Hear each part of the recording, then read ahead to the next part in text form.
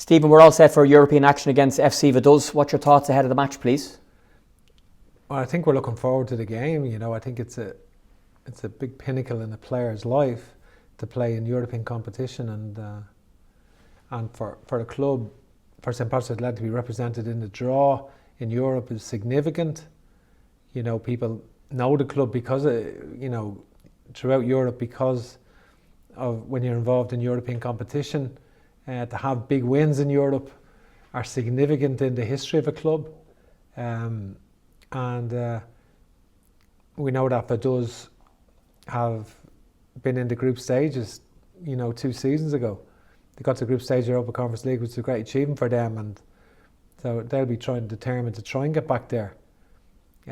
So for us, we want to put in a strong performance and get the victory that we need. We appreciate the support we've had this season. It hasn't been a vintage season for the club. It's been a disappointing season overall, but one of the things that can happen then, you get a big European win and it lifts the spirits of everyone, and that has to be the ambition. And you want a big, we're going to have to really raise our game. The players are wounded after the weekend.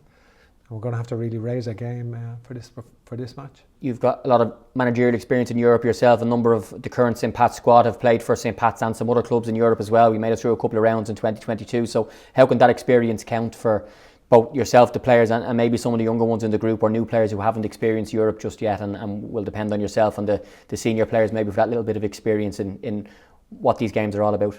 We're really just focusing on this game. I think the first leg, making sure that we become a greater attacking threat. We've stopped scoring goals in the last couple of weeks, and we have to get back to being a real attacking threat. Vaduz will be looking to progress over the 2 legs. We want to progress over the 2 legs. It's certainly our ambition to do that, and so we need to really raise our game and play at the level we can play at.